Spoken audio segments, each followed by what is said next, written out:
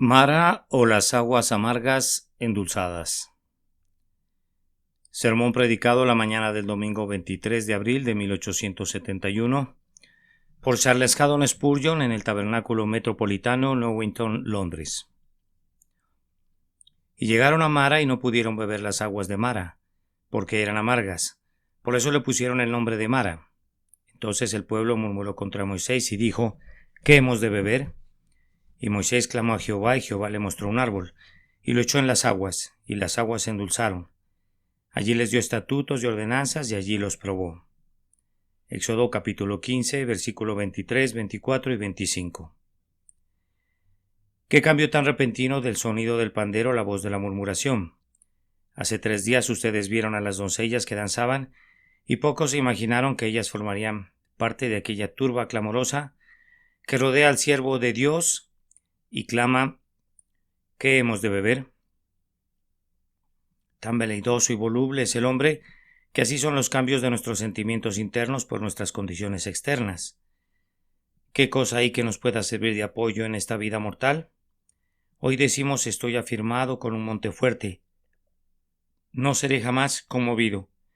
Mañana no hay ninguna tierra firme, o sea, tierra firme, y somos sacudidos por un mar embravecido. Nuestra vida es como un día de abril, pues el brillo del sol alterna con los aguaceros, o como cada uno de los días del año en los que la mañana y la tarde son necesarias para completarlo. La oscuridad pisotea veloz los talones de la luz, perseguida otra vez con igual prisa por la luz. El gobierno del sol en esta horda dorada no es sino temporal. Ese astro ha de abdicar a favor de las estrellas usurpadoras, pero ellas a su vez deben ceder otra vez su lugar ante la presencia señorial del sol. Este mundo, que es nuestro mesón, corresponde al símbolo del juego de damas. Los blancos y los negros del tablero están por todos lados. Entre aquí y el cielo no podemos estar seguros de nada de las cosas que son vistas, pero de esto podemos estar seguros, que por debajo de todos los cambios externos hay un inmutable amor de Dios por su pueblo, y que después de todo el cambio radica únicamente en las cosas que parecen ser y no en las cosas que verdaderamente son, pues las cosas que no se ven son eternas y no sufren cambios. No es sino en las cosas que se ven que ocurren los cambios. Demos menos importancia a la tierra porque su forma no permanece. Valoremos más el cielo porque no puede disolverse. El texto dirige la atención suya, antes que nada, a los males del desierto. No necesitamos pasar mucho tiempo pensando en estos males, porque ellos se arrojan en nuestro camino con la suficiente frecuencia y la propensión de nuestra mente es a exagerarlos indebidamente. Observen que los peligros y las pruebas del desierto ocurren en los propios inicios de la vida del peregrino.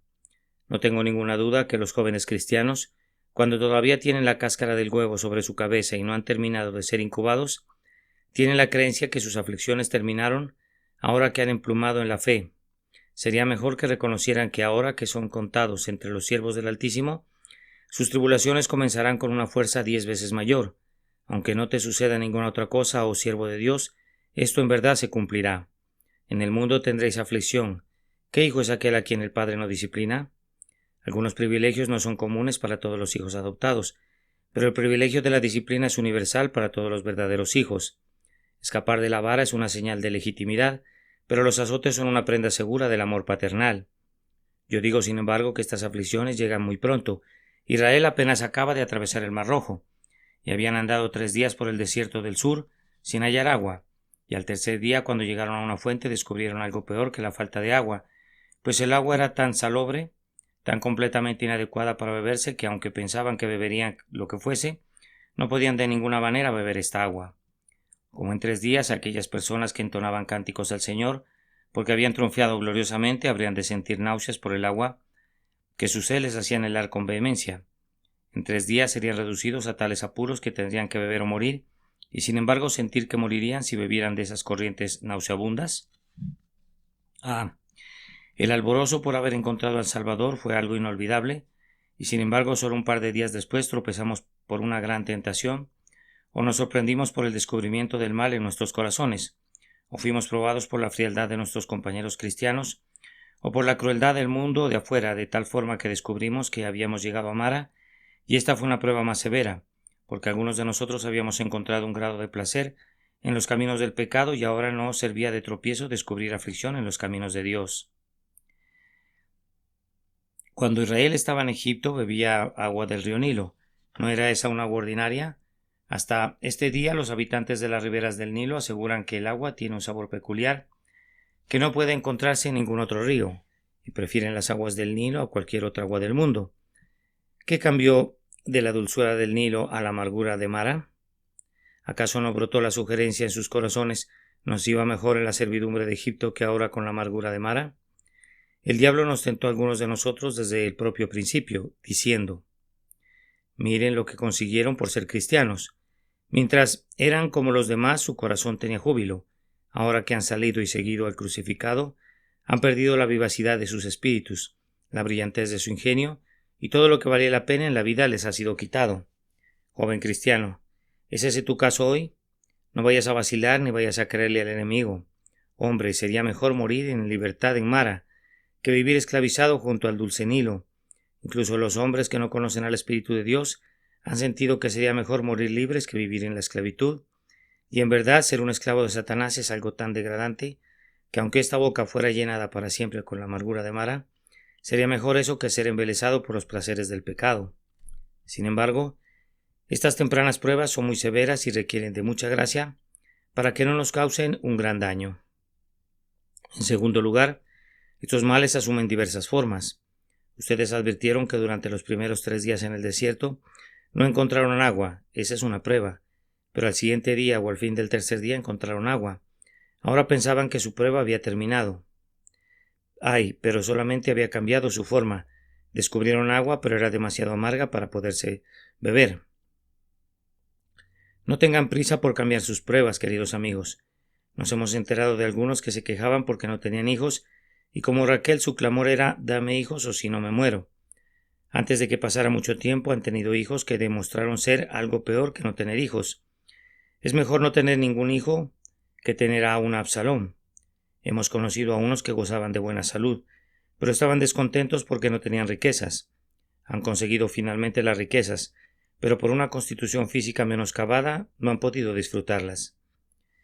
Si pudiésemos escoger nuestras pruebas, haríamos bien en recordar la sabiduría del viejo filósofo, que le dijo a la gente que estaba oprimida por un tirano que se contentaría con su tiranía. Pues, dijo, él sucede con los opresores lo que sucede con los mosquitos. Deja que aquellos mosquitos que están sobre ti te chupen, pues si los ahuyentas, los que vengan de refuerzo en sustitución de aquellos estarán más hambrientos que los que están sobre ti ahora. Es mejor que se contenten con la tiranía que tienen que buscar una nueva. Sucede lo mismo con las pruebas que experimentamos ahora. Se acostumbrarán gradualmente a ellas y gastarán su fuerza. El deseo de un cambio en las pruebas podría ser solo un anhelo de una peor aflicción. Pues ¿qué era peor, no tener agua o tener agua pero encontrarla tan amarga que era imbebible? Cuando Dios cambie la prueba, estén muy satisfechos que les sea cambiada. Puedes anticipar, cristiano, que tu prueba será cambiada. En verdad debes contar con que así sea. Quiero decir que si hoy tu navegación es calmada, aunque ayer las olas se alzaban como montañas, solo se trata de un cambio de pruebas. Ahora eres probado por la prosperidad, que puede llegar a ser una prueba más severa para ti que la adversidad. ¿Acaso ahora el viento sopla suavemente proveniente del sur? No es sino otra prueba para ti, puedes estar seguro de ello, pues aquellos que se han enfrentado al ventarrón del norte y se han vuelto más resistentes y fuertes por su influencia, a menudo han desfallecido y se han cansado bajo aires más suaves. Pero tú sé sobrio en todo, pues tus pruebas están contigo constantemente. El crisol es cambiado, pero el fuego arde todavía. Noten también que así como las pruebas del desierto llegaron pronto y asumieron diversas formas, así también las pruebas del cristiano tocan asuntos vitales con frecuencia. No encontraban agua, o habiéndola encontrado era amarga. No se dice que no encontraron vino. Hubiera sido una pequeña prueba en verdad. No se dice que no encontraron leche, aunque los infantes podrían haber estado agudamente turbados por esa falta de leche, sino que no hallaron agua potable. Aquí había una negación de algo esencial de la vida. Tenían que conseguir agua y no era ningún lujo sino una necesidad. Con la arena caliente y ardiendo bajo los pies, que refleja el fiero calor de un cruel sol, carecer de agua en el desierto es sentir una urgente necesidad que produce un dolor terrible. Dios puede tocarnos y probablemente lo haya hecho o lo hará, en puntos sumamente vitales. Ser probados con la pérdida de algunas de sus superfluidades, hermanos míos, es poca cosa, pero perder incluso lo poco que tenía como sustento, ser llevados a experimentar escasez de pan, esa es una tribulación real. Que la mano se extienda para tocar tu hueso y tu carne, esa es una verdadera aflicción. Créanme, nuestras virtudes y gracias se ven muy bien, y las tenemos en gran consideración hasta que sufren esa bordalía. Pero esa prueba con frecuencia les quita su brillo y su belleza. Descubrimos cuán grande es nuestra debilidad, cuando la propia médula de nuestros huesos parece ser una guarida en la que los dolores como ladrones se ocultan. No solamente es un hijo el que nos fue arrebatado entre muchos, sino el único hijo.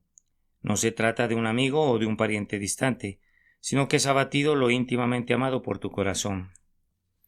Que no te sorprenda que tu prueba te afecte grandemente y penetre hasta tu alma y tu corazón. Una de las resoluciones de Dios es que las pruebas de sus siervos no sean simulacros de pruebas ni que la gracia otorgada sea imaginaria, sino que sean reales. Dios no juega nunca a disciplinar a sus hijos. Ninguna prueba, cuando se experimenta, parece algo gozoso, sino algo terrible. Por los moretones de la herida el corazón se vuelve mejor. Si no recibiera heridas no sería beneficiado. El beneficio resultante será proporcional a la amargura sentida.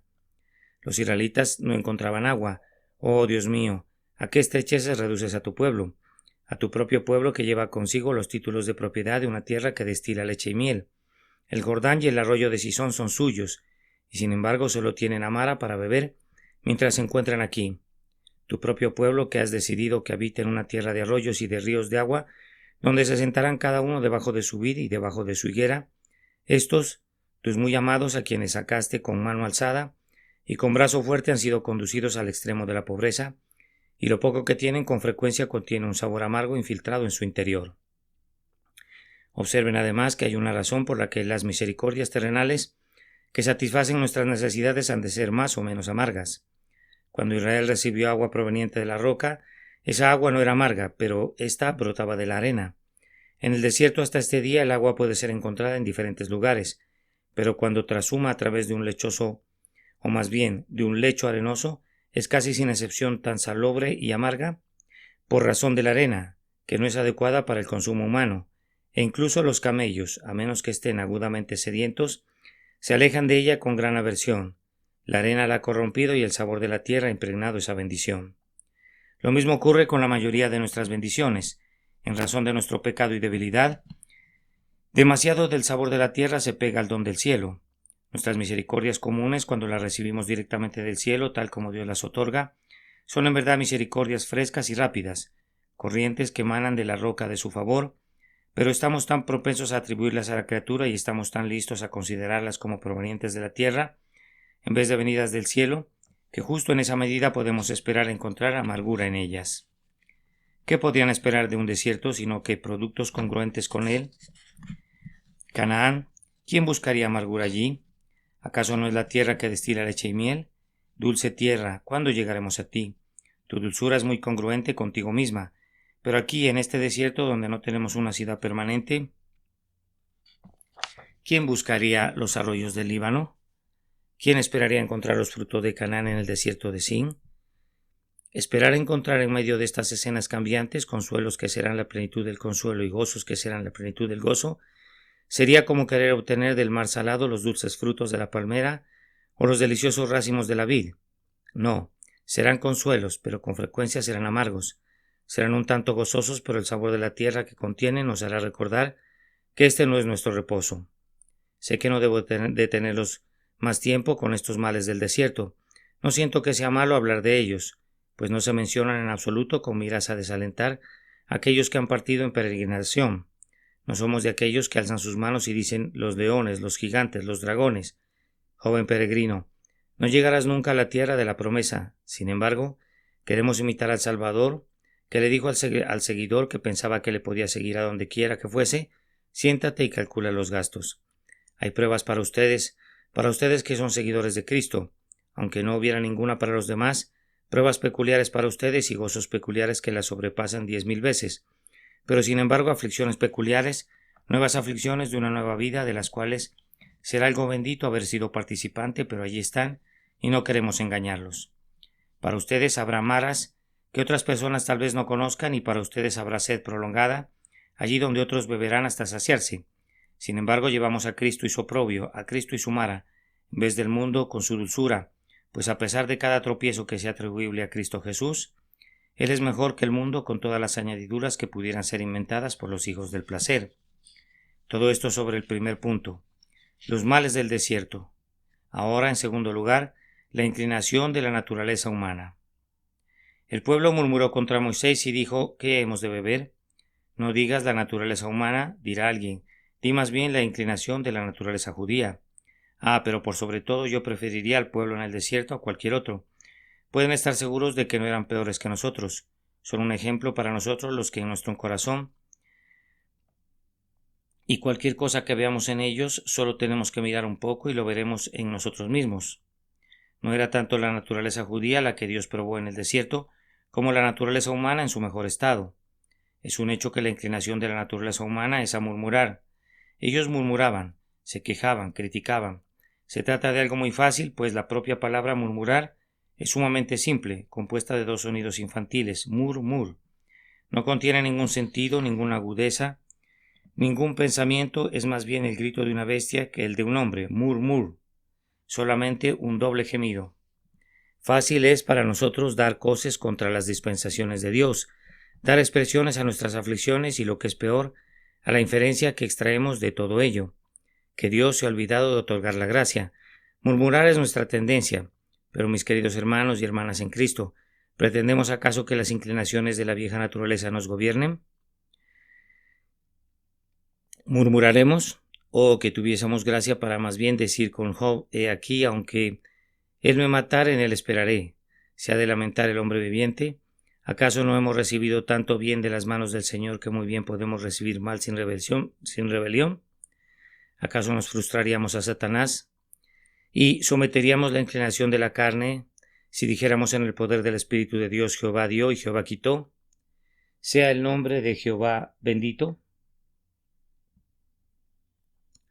Yo sé que somos propensos a decir: bien, así es la naturaleza humana, y habiendo dicho que es la naturaleza humana, suponemos que hemos dado una muy excelente excusa para hacerlo. Pero ¿ha de gobernar la naturaleza humana la naturaleza divina? Tú, creyente, profesas ser partícipe de la naturaleza divina. Debes permitir que la fuerza superior gobierne. Debes dejar que lo que viene de arriba sea supremo. Y debes poner la naturaleza inferior abajo.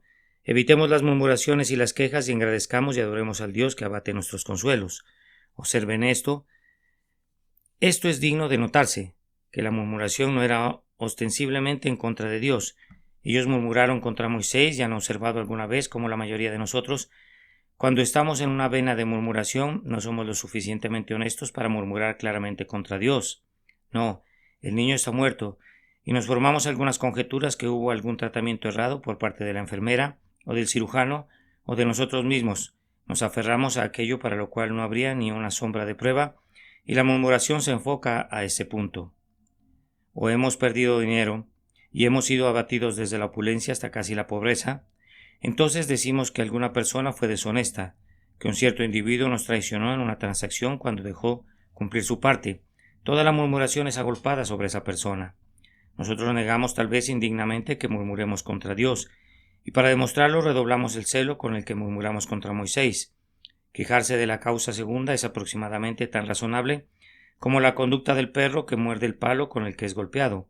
No le debe ningún enojo al garrote, sino a la persona que lo causa. ¿Habrá algún mal en la ciudad el cual Jehová no haya hecho? Cualquiera que sea el instrumento, el Señor gobierna. En lo más íntimo de nuestro corazón, nuestras rebeliones contra el Señor mismo. No tenemos la suficiente honestidad para hablar mal de Dios abiertamente y sin disimulo, y así hipócritamente cubrimos nuestro descontento contra Él, murmurando contra alguna persona, ocasión o evento.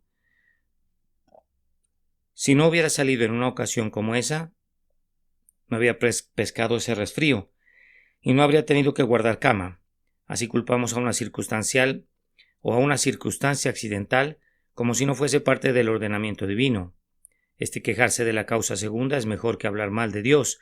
Pienso que no, pues de hecho es hablar mal de Dios y es en adición una injusticia para con la causa segunda, convertida de esta manera en el blanco. Cuando Faraón ordenó a los israelitas que hicieran ladrillos y no les proveyó de paja e hizo una injusticia. Pero cuando los israelitas se reunieron alrededor de Moisés y le dijeron virtualmente que les debía abastecer de agua, era casi lo mismo. ¿De dónde obtendría ese hombre agua para darles de beber? ¿Cómo podría endulzar las aguas de Mara? Ellos sabían muy bien que no le era posible abrir un pozo para ellos en el desierto. Ellos se quejaron, digo yo, en sus corazones realmente contra Dios, pero añadieron a esto la hipocresía y la injusticia de velar su murmuración en contra del Altísimo por medio de una queja injusta y clamorosa contra su siervo Moisés. Detén tu lengua, hermano mío, cesa de cavilar contra esto y aquello contra esta persona o esa, pues ten la seguridad de que estás actuando injustamente para con tus semejantes y haciendo mal para con tu Dios. Además, mientras hablamos de esta inclinación de la naturaleza humana, quiero que observen cómo revelaron a una completa incredulidad en Dios. Le preguntaron a Moisés, ¿qué hemos de beber? Querían decir con eso, ¿por qué medios puede Dios suplir nuestra falta de agua? ¿Qué pregunta?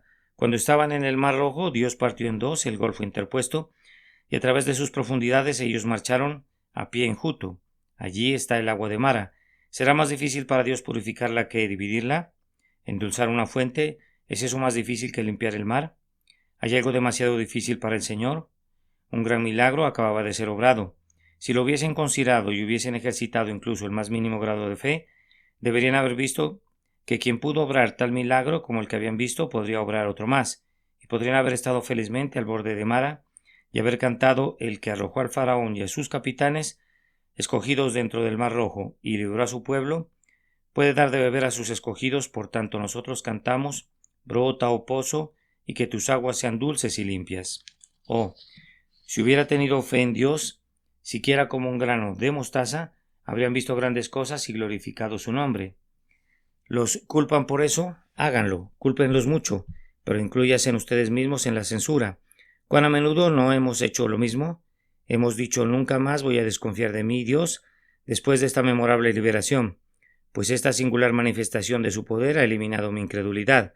Sin embargo, una prueba se presenta y nuestra fe, ¿dónde está?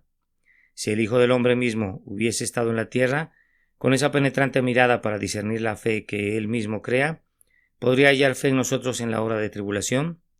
Han de sentirse humillados al verse ustedes mismos en el espejo. Contemplen su inestabilidad, que es como el agua. Cuán semejantes a cañas sacudidas por el viento como nosotros, o semejantes a meteoros que atraviesan como un relámpago la frente de la noche, para dejar la oscuridad más densa que antes.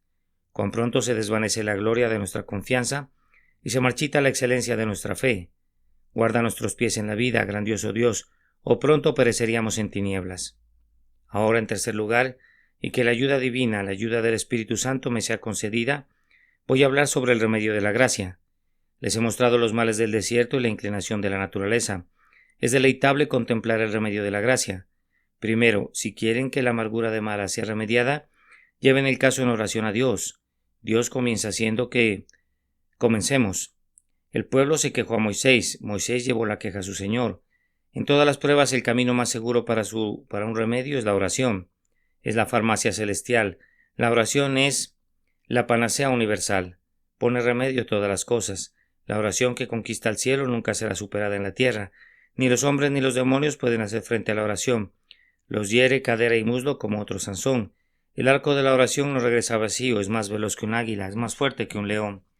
Lleva tu caso ante Dios, oh heredero de la tribulación. Extiende la carta del Rabsacés delante del Altísimo y el Señor acallará sus denuestos. La mitad del trabajo se completa cuando es llevado delante de Dios con súplicas. Noten además que tan pronto como tenemos una oración, Dios tiene un remedio. El remedio está muy cerca, a la mano, pero nosotros no lo percibimos hasta que nos es mostrado. Y Jehová le mostró un árbol. El árbol había estado creciendo durante años con el propósito de ser usado. Dios tiene un remedio para todas nuestras pruebas antes de que nos sucedan. Una deleitable ocupación es advertir cómo Dios se anticipa. ¿Cuánto tiempo antes de que lleguemos al campamento? Si hubiese allí un pozo amargo, allí está también el árbol sanador. Todo está listo entre esta tierra y el cielo.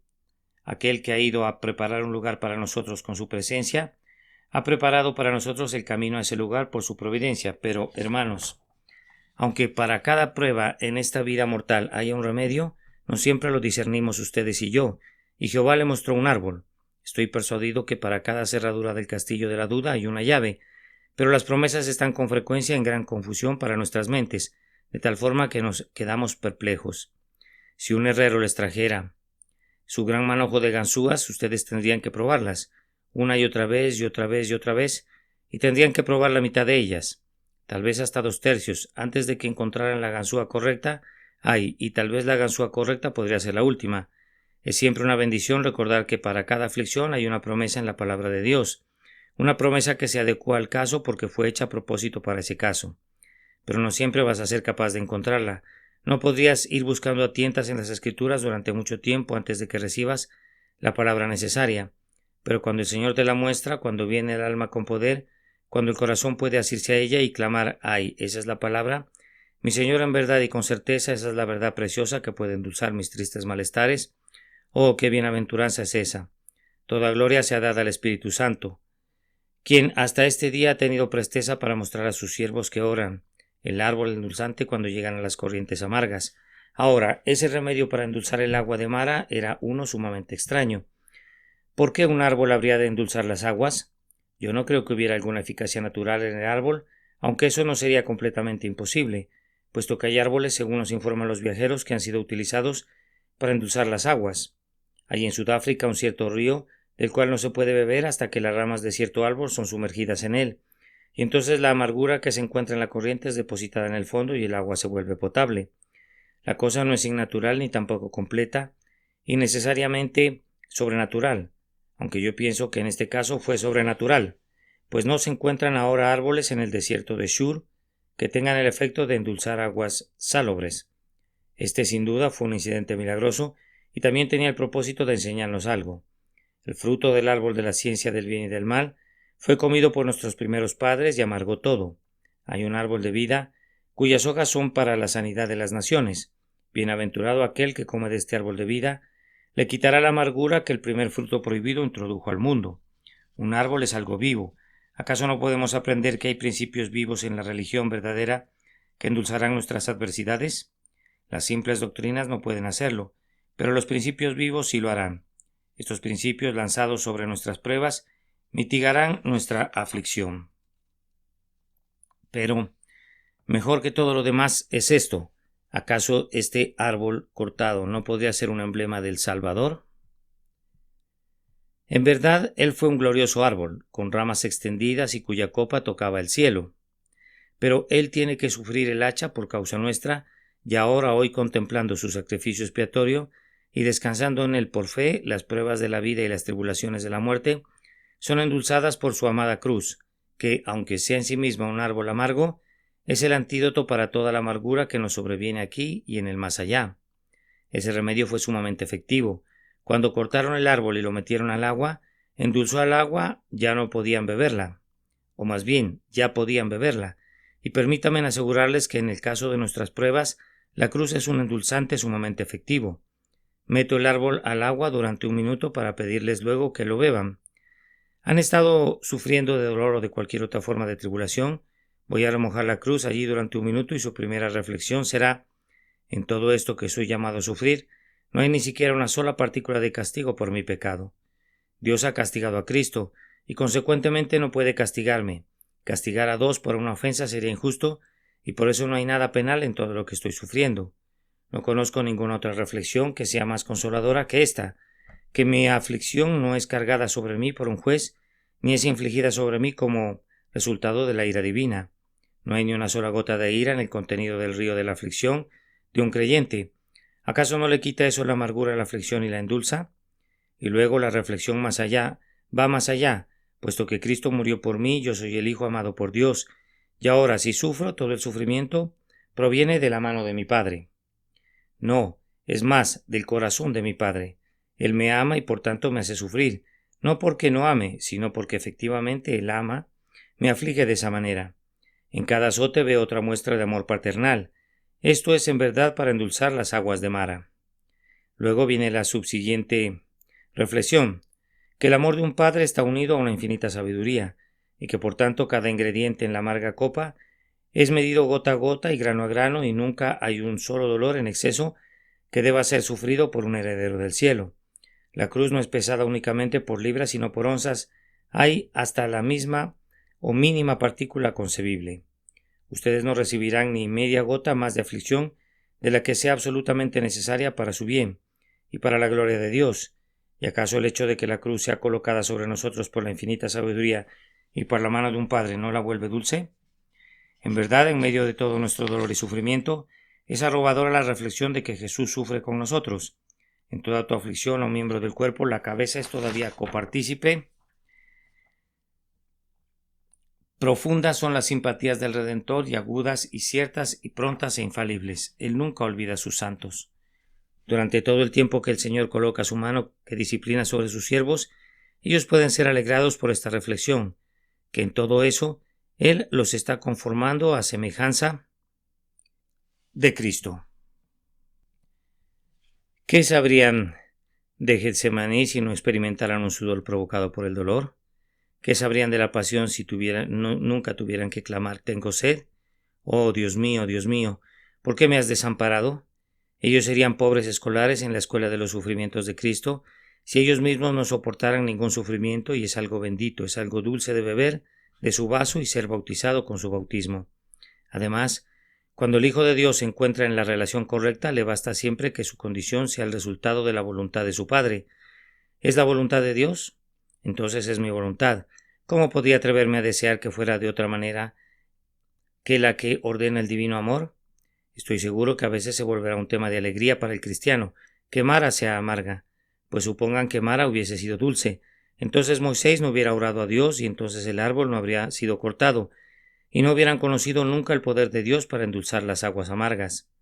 Ha de ser algo terrible vivir una vida sin aflicciones sobre la tierra. Ustedes piensan que habría de ser algo muy deleitable. No tengo duda que podría serlo desde ciertas perspectivas, pero una persona que no ha experimentado ninguna enfermedad, ¿cómo podría tener un corazón que se pudiera identificar con los demás? ¿Qué servicio podría prestar en alegrar al pueblo de Dios?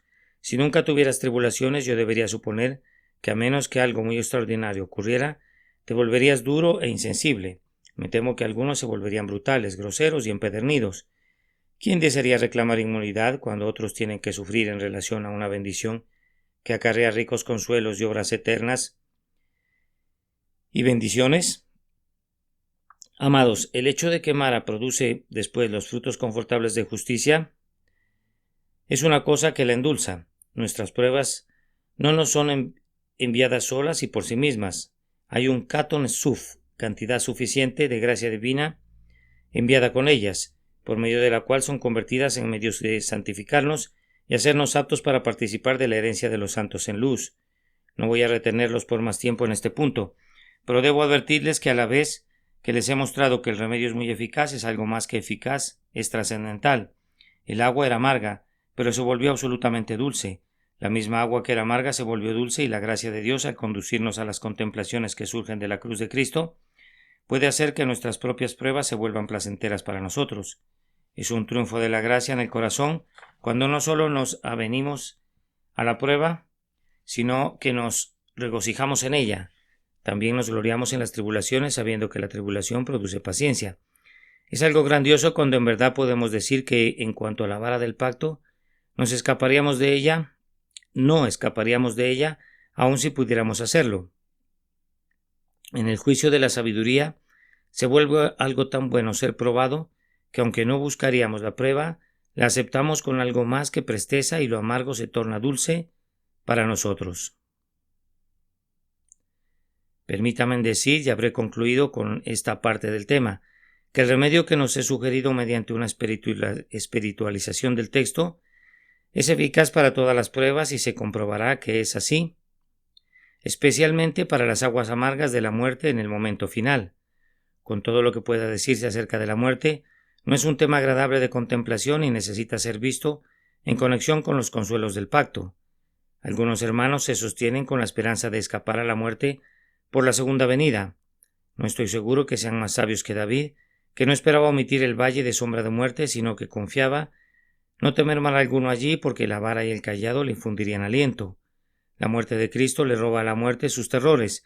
La expectativa de la resurrección y la certeza de la inmortalidad nos conducen a decir: ciertamente ya pasó la amargura de la muerte. Hemos de recordar que si la cruz sirve para endulzar toda la amargura de nuestra vida mortal, e inclusive la última amargura de la muerte, está en verdad disponible esta mañana para endulzar la amargura de nuestra aflicción presente. ¿Bebiste de la copa de casia amarga esta mañana antes de venir aquí? ¿Te sientes desalentado en este momento, hermano mío, hermana mía?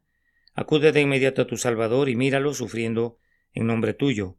Contempla la consumación de tu reconciliación con Dios. Observa la seguridad de tu alma a través de la obra consumada de tu gloriosa fianza. Baja tus arfas de los sauces, limpia tus cenizas, pídele al Señor que te unja con el óleo de gozo en lugar de luto. Incluso junto a las aguas de Mara eleva tu cántico de nuevo y que se siga escuchando el pandero. Cantad a Jehová porque en extremo se ha engrandecido. La amargura de Mara se ha convertido en dulzura, ha cortado el árbol poderoso que dio por nosotros y que se entregó a sí mismo al hacha por nosotros, y a la corriente amarga del árbol es arrojado, y ahora a partir de este momento, oh Mara, eres dulce en verdad. Vinieron esta mañana como Noemí, cuando regresó a su ciudad y dijo, no me llamáis Noemí, sino llamadme Mara, porque en grande amargura me ha puesto el Todopoderoso. Ah, cuando puso en su regazo y apretó en su amoroso pecho al niño de Ruth y voz, el gozo de su ancianidad, se alegró de pensar que los vecinos no le hubieran cambiado su nombre, y estaba lo suficientemente dispuesta a ser llamada todavía Noemí. No te llames a ti mismo Mara, sino recuerda el nuevo nombre que el Señor ha pronunciado sobre ti. No llames a la propia laguna amarga Mara. No te apresures a poner nombres de memoriales tristes, pues tus aflicciones tienen la suficiente propensión a hostigar tu memoria. No les ayude a aguijonearte. Ponle al pozo otro nombre, olvídate de Mara y recuerda a Jehová Rafa, el Señor que te sana tanto a ti como a las aguas. Registra la misericordia más bien que la aflicción y da gracias al Altísimo. Ahora, para concluir, alguien dirá, este es un sermón misionero muy curioso. Sí, pero verán, yo no lo seleccioné el sermón misionero para hoy. Mis hermanos hicieron eso y ciertamente yo no arreglé mi propia enfermedad, como para coordinar que cayera en este día. ¿Cómo puedo danzar al sonido del pandero cuando estoy débil y triste? Si me correspondiera a mi elección de mi propio estado de salud y de mente, tendría la elección de mis propios textos y los cogería apropiados para las distintas ocasiones conforme éstas se presenten. Pero estoy obligado a predicar lo que puedo predicar, y como conozco muy bien el sabor de Mara y un poco acerca de la dulzura que el árbol sanador puede proporcionar, solo puedo decirles lo que conozco por experiencia. Pero es un buen sermón misionero después de todo.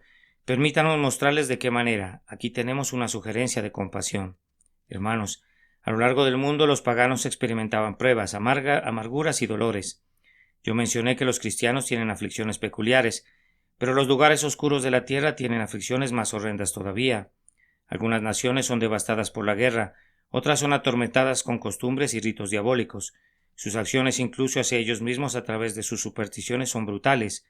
Podría muy bien comparar al mundo que yace en la oscuridad a una caravana sedienta reunida junto al pozo de Mara, donde el agua es demasiado amarga para ser consumida. Oh, las miserias de la humanidad. Altos son los Andes, sublimes los Himalayas, pero las miserias de los hijos de Adán son más elevadas, más grandes todavía. El Ganges y el Indo y otras poderosas corrientes derraman sus aguas en el océano. Pero qué gigantesco abismo podrían contener las torrentes de la aflicción humana. Un verdadero diluvio es la aflicción así como el pecado del hombre. Y hermanos míos, los paganos no saben nada del árbol sanador, el árbol cortado de antaño, que todavía tiene poder para endulzar la miseria mortal. Ustedes lo conocen, ustedes sufren sus pruebas y ustedes las superan mediante las súplicas que hacen a su Señor, y por el poder de sus consolaciones, pero ay, estos hijos de la oscuridad tienen las aflicciones de ustedes y más todavía, pero no tienen al Consolador de ustedes.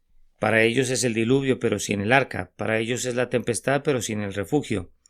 Y ustedes tienen con mucha certeza eso que los alegraría a ellos. Ninguna duda atraviesa la mente de ustedes en cuanto al Evangelio. Estos son tiempos de irresolución en los que algunos profesantes e incluso algunos maestros casi creen en el Evangelio. No es sino una teoría entre muchas, y tendrá que pasar su prueba y con toda probabilidad fallará, como muchos sistemas humanos del pensamiento han fracasado. Ustedes no lo creen así. Ustedes creen que el Evangelio de Dios es una realidad, una revelación de Jehová. El cielo y la tierra puede pasar, mas no es así su palabra, su Cristo, su decreto, su pacto. Ustedes saben que cuentan con árbol que puede sanar las fuentes amargas. Ninguna duda atraviesa su mente en cuanto a esto. ¿Qué pasa entonces? Por simple humanidad, y mucho más por los tiernos movimientos de la gracia de Dios en sus almas, los exhorto a que ofrezcan este remedio a aquellos que lo necesitan y que lo necesitan tanto. ¿Sería suficiente cualquier otra cosa como un sustituto? ¿Hay en cualquier otra parte de la tierra otro árbol sanador además de aquel árbol que cayó bajo el hacha en el Calvario? ¿Hay otras hojas para la sanidad de las naciones?